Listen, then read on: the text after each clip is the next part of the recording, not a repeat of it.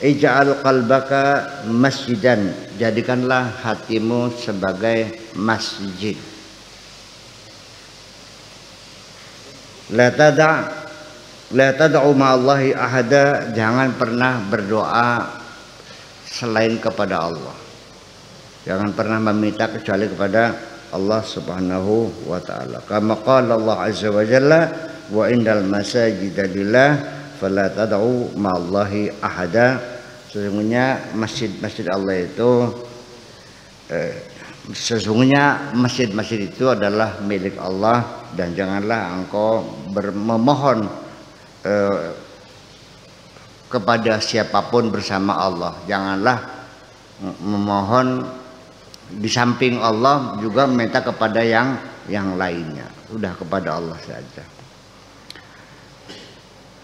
Fa idza taraqat darajatu hadzal abad, ketika derajat seorang hamba itu telah meningkat, ya, ada kemajuan tahapan setelah ngaji, setelah beribadah, setelah kholwat, setelah segala macam, sudah terus setiap hari terus berupaya, dan ada peningkatan minal islami ilal iman, yang tadinya baru Islam, setelah tekun dijalaninya meningkat pada level iman. Wa minal imani ilal iqan, setelah beriman, ya, bekerja keras lagi, beribadah lagi, akhirnya meningkat sampai tingkatan yakin. Minal iqani ilal ma'rifah, setelah yakin meningkat lagi sampai ma'rifatullah. Minal ma'rifati ilal ilm, dari ma'rifat kepada keilmuan. Minal ilmi ilal mahabbah, setelah berilmu jatuh cinta. Minal mahabbati ilal mahbubiyah, dari mahabbah menjadi mahbubiyah.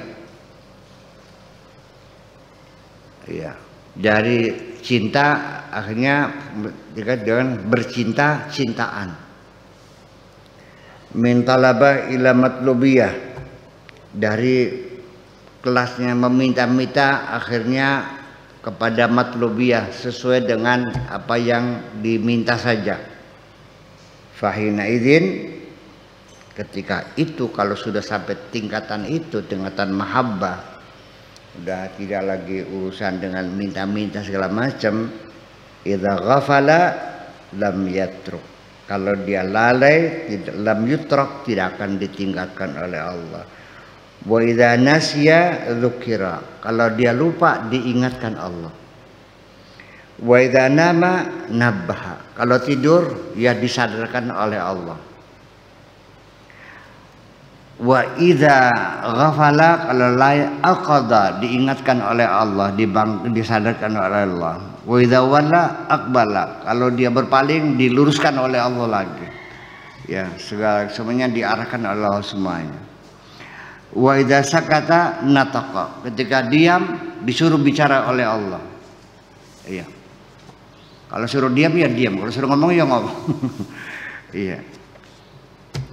Fala yazalu abadan, seperti itulah selamanya, mustayqidan, safian, hatinya dalam keadaan jernih, pikirannya dalam keadaan sadar. Li'annahu qad safat aniyatu qalbihi, karena bejana hatinya sudah bersih cemerlang. Yara min zahiriha batinaha, dia bisa melihat dari luar, bisa melihat batinnya, bisa melihat lahir, bisa melihat batin. Melalui lahirnya dia bisa melihat batin sesuatu.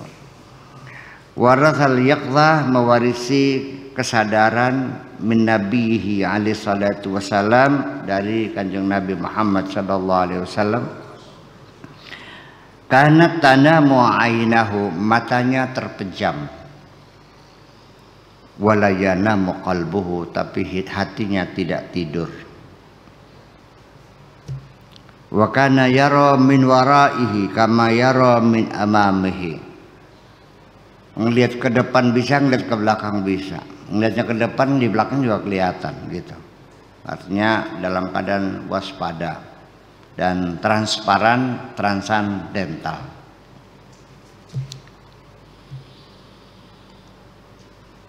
Kullu ahadin yaqdatuhu ala qadri halihi, masing-masing dalam kesadaran sesuai dengan pangkatnya masing-masing, tingkat kesadarannya berbeda-beda.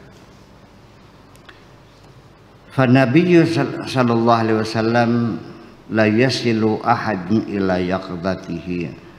Adapun Nabi Muhammad itulah yang paling tertinggi kesadarannya, tidak ada seorang pun yang menyamai dengan kesadaran kanjeng Nabi. Ini kesadaran itu penting, sebabnya orang masih maksiat nggak sadar, lupa. Seperti linglung pikun, nggak sadar, hilang pikiran.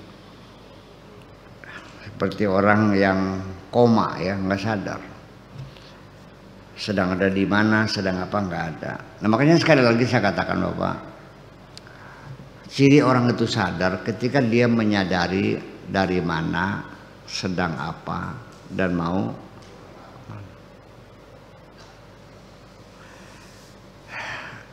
Kalau ada orang berjalan, dari mana Pak? Nggak tahu. Sekarang ngajak apa? Nggak tahu. Terus Bapak mau kemana? Nggak tahu. Bagaimana komentarmu kalau ada orang ditanya jawabnya begitu?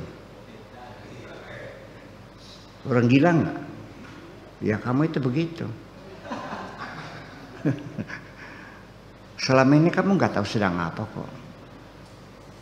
Dan lalu kamu mau kemana juga nggak tahu. Asal dari mana juga nggak tahu. Itulah jadi pokok-pokok yang paling mendasar dalam kesadaran itu kan 3, dari mana, sedang apa, mau kemana. Itu nggak sadar aja.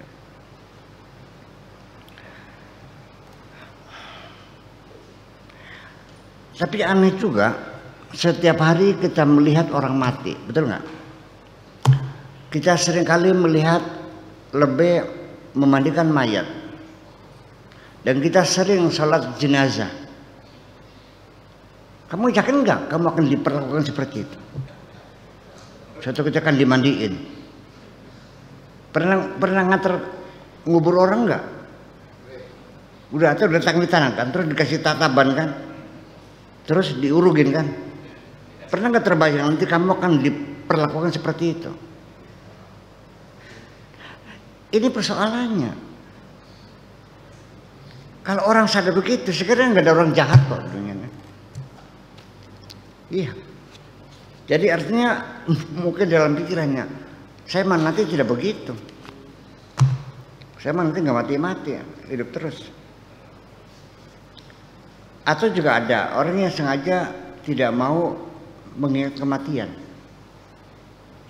soalnya takut. Jadi menghibur diri, bersenang-senang supaya jangan takut mati. Tapi akhirnya mati enggak? Oke, kita mau nanya lagi. Yahsabu an anna malahu akhlada.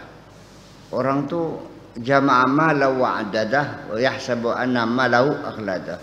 Orang bekerja pontang-panting siang malam, paras keringat banting tulang, ngumpulin harta dengan dugaan dikiranya hartanya itu bisa mengabadikan. Nyatanya mengabadikan enggak? Terus nggak kapok-kapok, nggak kapok-kapok gitu. Ya, jadi kalau kita melihat realita di lapangan, kejahatan-kejahatan yang manusia lakukan, nggak masuk akal semua. Orang yang ateis pun jujur di dalam hatinya, dia percaya pada Tuhan sebetulnya, cuma diabaikan, hanya kesombongan aja. Iya, ketika dia jatuh sakit baru dia mencerita. Ya, seperti Fir'aun sudah dalam keadaan tenggelam, baru ini amantu bi Rabbi Musa wa Harun, baru aku percaya Tuhan Musa dan Tuhannya Harun. pada detik-detik terakhir. Gitu. Jadi artinya ya nggak ngerti sendiri ya. Orang yang ateis yang mengatakan Tuhan tidak ada, tidak ilmiah, karena dia juga tidak bisa membuktikan ketiadaan Tuhan kok. Hei orang yang tidak percaya Tuhan, buktikan bahwa Tuhan tidak ada. Nggak bisa juga. Iya. Jadi seperti itulah inti daripada beragama itu, akhirnya ujung-ujungnya adalah menyerahkan diri kepada Allah Subhanahu wa taala yang lebih tahu dari kita kok. Ya kalau persoalan salat masuk orang bisa kok. Tapi berserah diri tidak semuanya bisa. Bisa enggak? Orang haji banyak yang bisa. Tapi orang yang berserah diri pada Allah, sebabnya apa? Ya sebabnya, persoalannya karena di dalam hatimu masih belum yakin bahwa Allah maha kuasa, Allah maha mengetahui, Allah maha menentukan. Enggak, aku yang menentukan. Ini jadi mengklaim bahwa dirinya bisa menentukan, bisa mukul orang, bisa bikin pindah orang, bisa ngasih makan orang, bisa menyembuhkan orang gitu. Seperti itu.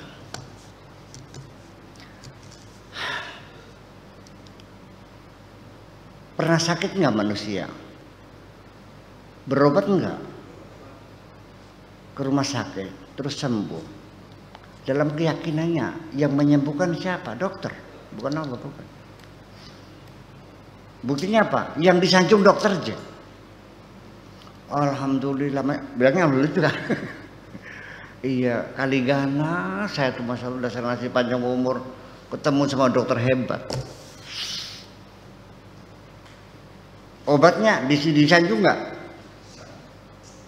Luar nggak duga-duga itu obat bukan mances, pleng. Begitu minum berapa jam hilang semua penyakit. Allahnya disanjung nggak? Enggak. Jahat manusia itu. Iya.